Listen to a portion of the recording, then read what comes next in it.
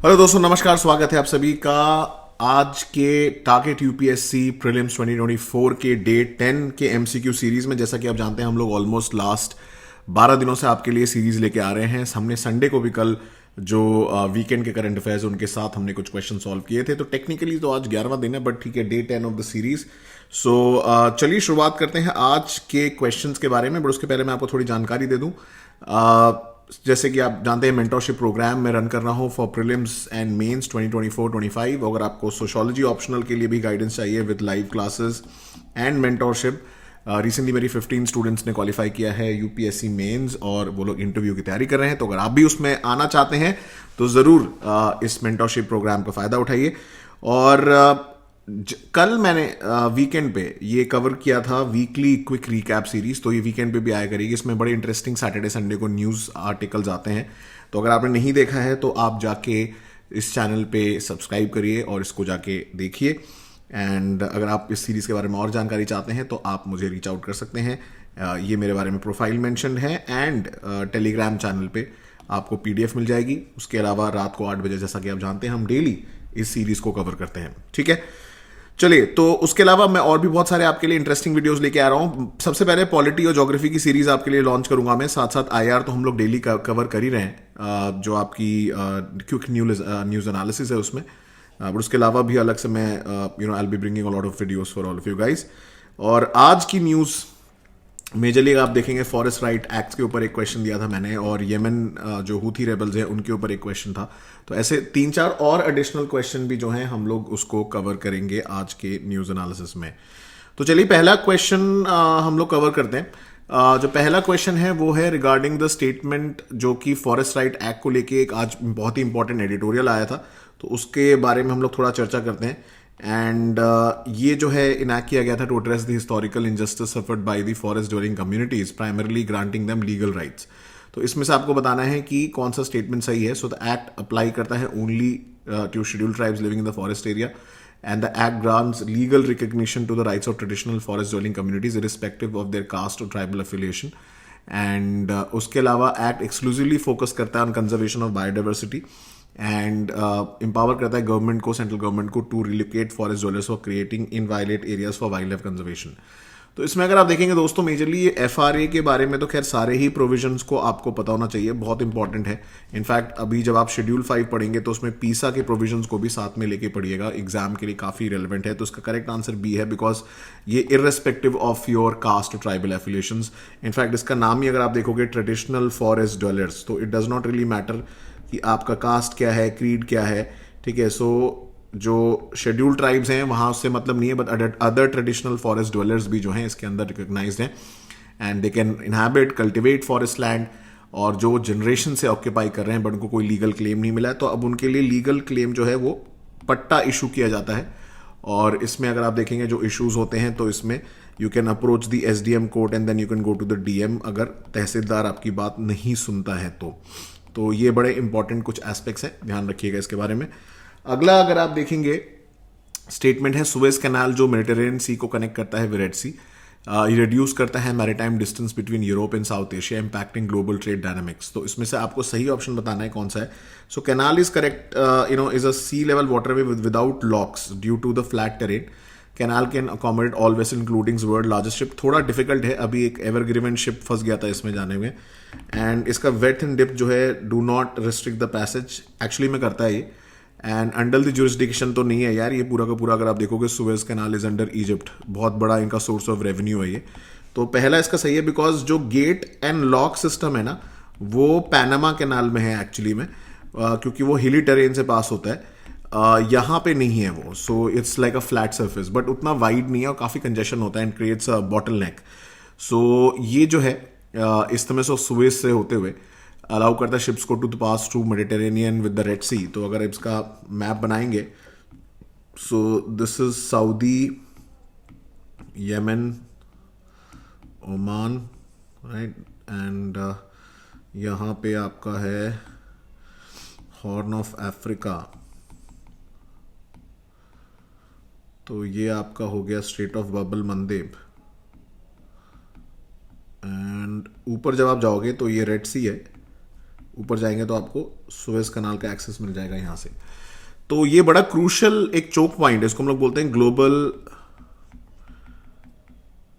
Maritime choke point की category में बोला जाता है, बिकॉज ये क्या करता है, ग्लोबल शिपिंग रूट्स इसके इफेक्ट हो सकते हैं अगर ये ब्लॉक हो जाए तो, जो कि हो रहा है अभी रिसेंटली, क्योंकि हुती रेबल्स जो हैं इन यमन, वो लोग जो हैं यहाँ पे जल्दी पायरेसी कर रहे हैं, शिप्स को कैप्चर कर ले रहे हैं, जिसकी वजह से काफी इशू हो रहा है। अगला कू इन अफ्रीका को लेके है मिलिट्री टेक ओवर, एक बहुत रिकरेंट इशू रहा है, often resulting from political, social and economic instability. So the African Union की policy immediate suspension of a member state following a coup and military coup in Africa are predominantly successful. बात तो सही है, result in long term governance by the military and economic sanctions अगर आप देखोगे are rarely imposed. ये भी बात है, but अगर आप देखेंगे the incidence of coup has been steadily increasing over the past 2 decades. Actually अगर आप देखोगे ऑलमोस्ट सारे स्टेटमेंट सही हैं, but you have to find out the most appropriate statement. ठीक है, ये यही सवाल जो है फंसता है एग्जाम में, और ये इसीलिए आज का अगर आपने नोटिस किया होगा थोड़े क्वेश्चंस ट्रिकी हैं, मतलब it's not that direct easy answer करना। तो इसीलिए इसमें आप देखेंगे पहला ऑप्शन इसीलिए सही है बिकॉज अफ्रीकन यूनियन के बड़ा स्ट्रॉन्ग स्टैंड है against any unconstitutional changes. In fact सारे स्टेटमेंट सही थे, but which was the most appropriate, ठीक है, स्टेटमेंट जो था वो आपको जस्टिफाई करना था इसमें। एंड ये जो है स्टैंड आउट स्टेटमेंट है, थोड़ा मतलब डिफरेंट टाइप के एमसीक्यूज हैं आज, they are more statement oriented. इसको आपको थोड़ी आदत पड़ेगी प्रैक्टिस करने के लिए। ये थोड़े नए टाइप के स्टेटमेंट्स बेस्ड क्वेश्चन हमने बनाए हैं, अभी तक ऐसे यूपीएससी में आते नहीं है डायरेक्टली, कुछ आते हैं but we have try to modify like in a different flavour, तो इसको जरूर अटेम्प्ट करिएगा। बाकी पोस्ट ऑफिस बिल रिसेंटली जो है इंडियन पार्लियामेंट में इंट्रोड्यूस किया गया, तो उसमें जो है आपको ये बताना है कि कौन सा स्टेटमेंट सही है। So the bill proposes to privatise all postal services, नहीं यार, हर चीज प्राइवेटाइज नहीं कर सकते। Framework for digital postal services, ये स्टेटमेंट सही है। डिसकंटिन्यूड, ऐसा भी कुछ नहीं है कि डोर टू डोर क्यों डिसकंटिन्यू कर देंगे। And proposes exclusive governmental control, ये भी नहीं है। दो उन्होंने बोला है कि वो किसी भी लेटर को ओपन कर सकते हैं in the interest of national security and emergency. अब उसी को लेके एक्चुअली बवाल उठाया, कंसर्न है कि ऐसा कैसे वो अनसील कर सकते हैं। तो इसमें डिजिटल सर्विसेज के बारे में बात की गई, but the main concern is regarding the privacy, right to privacy जो है उसको लेके मेन कंसर्न है कि वो कोई भी सील्ड लेटर को पढ़ सकते हैं, तो वो कॉज ऑफ कंसर्न है इससे लेके। राइट, अगला सवाल की तरफ बढ़ते हैं। डायमंड पॉलिशिंग, सो सूरत डायमंड बोर्स को अभी प्रधानमंत्री मोदी जी ने कल इनॉग्रेट किया। वर्ल्ड का लार्जेस्ट वर्क स्टेशन है, अगर आप देखें, मतलब जो ऑफिस है, एंड कंट्रीब्यूट करता है significantly to the economy. So largest exporter of diamond है, mainly due to advance technological capability India. क्या ये ऑप्शन सही है? Diamond polishing is predominantly labour intensive and does not require specialise skill, ये तो सही बात नहीं है, स्किल चाहिए, लेबर भी है बट स्किल भी चाहिए। Belgium and Israel are known for their expertise in polishing larger and high value diamonds. Actually India की तरफ से ज्यादा जाता है, and it has minimal environmental impact as it does not involve any chemical processes. तो अब यहां पे आप देखेंगे स्टेटमेंट फंस गया है, सो इसीलिए आप देखेंगे C is the correct answer. But इसमें मिनिमम जो आप देखेंगे, इसी में कुछ लोग जो फंस गए थे, क्योंकि बेल्जियम इसराइल के बारे में इतना कोई जानता नहीं कि ये करते होंगे, बट इंडिया से सबसे ज्यादा जाता है, one of the largest ones है। But they are known for their expertise in polishing larger and higher value diamonds. 2-3 statement की वजह से, न्यूज की वजह से काफी सिग्निफिकेंट है। G7 ने एक ऑर्डर इशू किया है regarding sanctions on Russian diamond. तो इस वजह से ये न्यूज में है कि रशियन डायमंड जो हैं जनरली बड़े कैरेट के, उनको पॉलिश करने पे बैन लगाया जाएगा। तो इंडिया की इंडस्ट्री इतनी इफेक्ट नहीं होती, because generally higher value diamonds हम लोग नहीं करते पॉलिश। एंड जनरली यहाँ पे इजराइल एंड बेल्जियम में आप देखोगे काफ़ी ज़्यादा स्किल्ड लेबर है, उसकी वजह से काफ़ी ज़्यादा यहाँ पे इनकी डिमांड रहती है। इंडिया में generally small and medium size diamond जो है, इनकी ज़्यादा डिमांड रहती है पॉलिशिंग की। तो ये बड़ा इंपॉर्टेंट पॉइंट है कि बहुत सारे लोगों को लगेगा वो जानते नहीं, but this is very very important. In fact South Africa से one of the biggest import होता है हमारा diamond. Right, next is the World Local Production forum.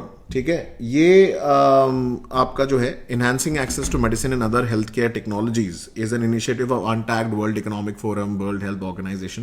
ये न्यूज में एक्चुअली नवंबर में आया था, तो थोड़ा पुराना करंट अफेयर्स भी साथ साथ में रिकैप करना चाहिए हम लोग को। तो उसका करेक्ट आंसर अगर आप देखेंगे दोस्तों इज सी, वर्ल्ड लोकल, जो आप देखोगे is a WHO initiative sorry, जो प्रोवाइड करता है member states and global community को a regular platform to state strategy, galvanise collective action, foster partnership etcetera. So इसमें आप देखेंगे इंडस्ट्री इंगेजमेंट भी होता है, प्रायर हेल्थ जो टेक्नोलॉजीज हैं किसकी ज़रूरत है उन सब चीज़ों के बारे में यहाँ पे डिस्कशन जनरली होता है. So C is the correct answer for this. अगला है regarding the G20 standards dialogue 2023. It will be conducted by Bureau of India Standards under the aegis of India's G20 presidency. And theme जो है zero defect and zero effect है इसका. And dialogue is related to raising food standards and nutrition level of food. तो actually में अगर आप देखेंगे दोस्तों, इसका फूड से कोई लेना देना नहीं है. In fact I have been fortunate enough because I was a part of it officially. So मैंने इस पे काम किया हुआ है under India's G20 presidency. So ये स्टैंडर्ड समिट्स हैं एंड रेगुलेटर जो जनरली आपके शिपिंग रेगुलेटर्स हैं या मेजर जो बेस्ट प्रैक्टिसेस होती हैं उनके रेगुलेटर्स के लिए पहले इन्विसार्ज किया गया था. बट अभी शिपिंग नहीं, इसमें जनरली जो ट्रांसपोर्ट रेगुलेटर्स हैं उसके अलावा और वर्ल्ड की जो मेजर रेगुलेटिंग एजेंसीज हैं उनके ऊपर है. एंड कैसे बेस्ट हम लोग ये फिलोसफी फॉलो कर सकते हैं zero defect and zero effect वाला. सो इसमें आप देखेंगे basically this 1 and 2 statement is correct. Food standard का कोई लेना देना नहीं है बिकॉज ये ministry of commerce and industry के अंदर आता है. एंड कैसे हम लोग जो है जो IEC है या ITO या ISO के स्टैंडर्ड को यूज कर सकते हैं. So government official, standard professionals, regulators सब लोग इसमें इन्वॉल्व रहेंगे इस G20 स्टैंडर्ड समिट में. जैसा मैंने बताया, I have been officially working on this in my official capacity as a G20 advisor. तो उसमें इसके बारे में जो है आपकी बड़ी इंपॉर्टेंट न्यूज़ है ये. ठीक है, अब अगला है कि इनमें से कौन सा राज्य जो है वो उसका सदर्न मोस्ट टिप है. बिहार, त्रिपुरा, झारखंड, मणिपुर.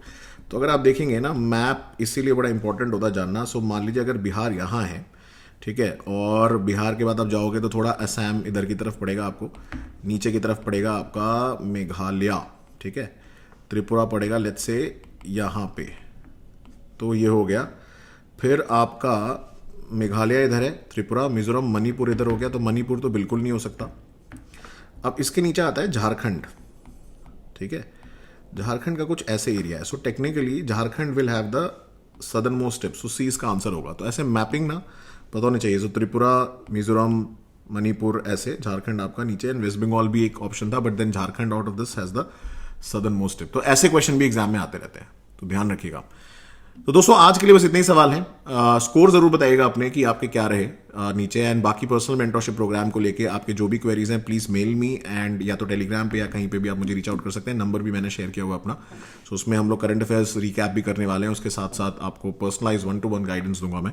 एंड स्कोर जरूर पोस्ट करते रहिएगा. एंड वीडियो को प्लीज लाइक एंड शेयर करना मत भूलिएगा. ठीक है, चैनल को सब्सक्राइब कर लीजिए अगर आप पहली बार देख रहे हैं. ऐसे ही हम आपके लिए प्रीलिम्स तक तो ये सब चीज़ों को सॉर्ट कर देंगे. मेंस के लिए हम आगे बात करेंगे. बट डेली न्यूज़ एनालिसिस, जिसको हम क्विक न्यूज़ एनालिसिस बोलते हैं, उसको देखना मत भूलिएगा along with this daily prelims initiative for current affairs MCQs. Right. Thank you so much दोस्तों. जय हिंद.